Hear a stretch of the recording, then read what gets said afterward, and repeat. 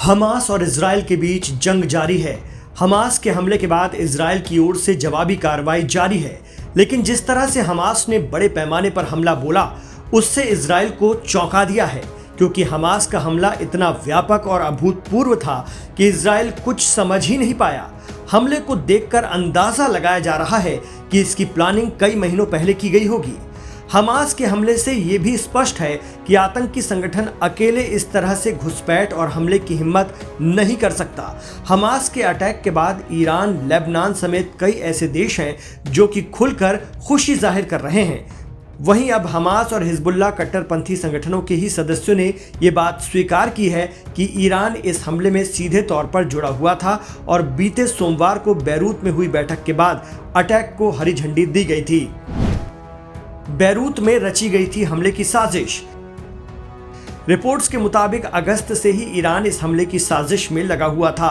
Beirut में होने वाली बैठकों में हमास, हिजबुल्लाह के साथ मिलकर ईरान ने इजराइल में घुसपैठ और कत्लेआम का प्लान तैयार कर लिया था।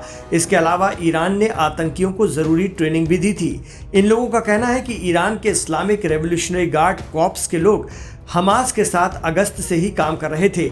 उन लोगों ने मिलकर ही हवा, धरती और पानी से इजराइल में आतंकियों की घुसपैठ कराने का प्लान तैयार किया था।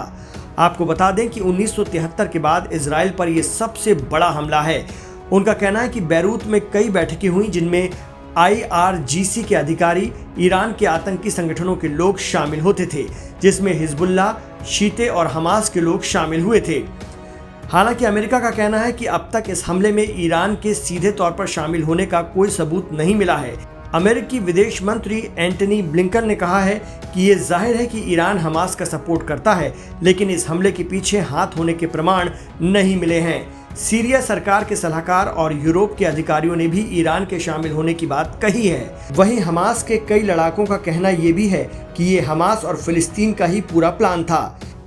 UN में भी इस हमले के लिए ईरान को जिम्मेदार ठहराया गया है। वहीं ईरान के राष्ट्रपति इब्राहिम रईसी ने फिलिस्तीनी इस्लामिक जिहादी नेता जियाद अल नखला और हमास के चीफ से भी बात की। इजराइल का कहना है कि ईरान इस क्षेत्र में शांति नहीं स्थापित होने देना चाहता है। वो किसी न किसी तरह अशांति की साजिश रचता रहता है। किस बात से डर रहा ईरान? जानकारों का कहना है कि इजराइल के शांति प्रयास और अरब देशों की तरफ दोस्ती का हाथ बढ़ाना ईरान को रास नहीं आ रहा है। इजराइल ने इजिप्ट और जॉर्डन के अलावा अन्य खाड़ी देशों से संबंध सुधारने की पहल की है।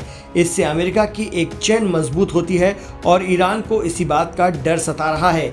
इस तरह से मुस्लिम देशों की रणनीति में बदलाव ईरान के लिए बुरी खबर थी।